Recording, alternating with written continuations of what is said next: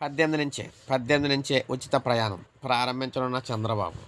So, మనం చూసుకున్నట్లయితే ఇప్పటివరకు మనకి ప్రజెంటు మహిళలకు మాత్రమే ఉచిత బస్సు ప్రయాణం అయితే ఇచ్చారు. ఇప్పటి నుంచి దివ్యాంగ పురుషులకు కూడా 16 నుంచి అయితే ఉచిత ప్రయాణం ఇవ్వబోతున్నారన్నమాట.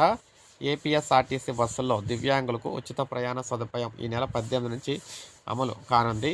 ఈ నెల 19న ఉగాది నేపథ్యంలో సీఎం చంద్రబాబు చేతుల మీదుగా 18న ఉచిత ప్రయాణ సదుపాయాన్ని ప్రారంభించనున్నారు.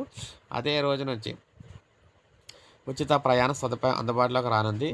40 అంతకంటే ఎక్కువ శాతం వైకల్యం ఉన్న దివ్యాంగులకు city ordinary, metro express, Palle Velugu, ultra Palle Velugu express బస్సుల్లో ఉచిత ప్రయాణానికి అవకాశం కల్పిస్తారు.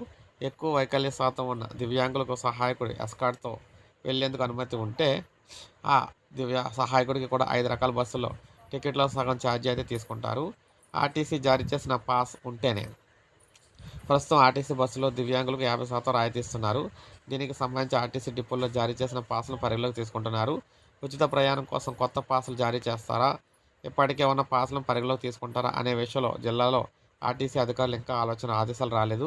అలాగే ఇప్పటి వరకు పాస్ తీసుకొని దివ్యాంగులు కొత్తగా పొందాలనుకుంటే సదరం ధృవీకరణ పత్రాన్ని తీసుకొని ఆర్టీసీ డిపోకి వెళ్తే పాస్‌లు జారీ చేస్తారు. దీనికి సంబంధించిన 2-3 రోజుల్లో ఉత్తర్వులు జారీ అయ్యే అవకాశం అయితే ఉందని చెప్తున్నారు. సో, చూసారు కదా! దివ్యాంగ పురుషులకు కూడా 18 నుంచి ఉగాది నుంచి ఉచిత బస్సు ప్రయాణం అయితే అమలు కాబోతుందన్నమాట ఏపీలో.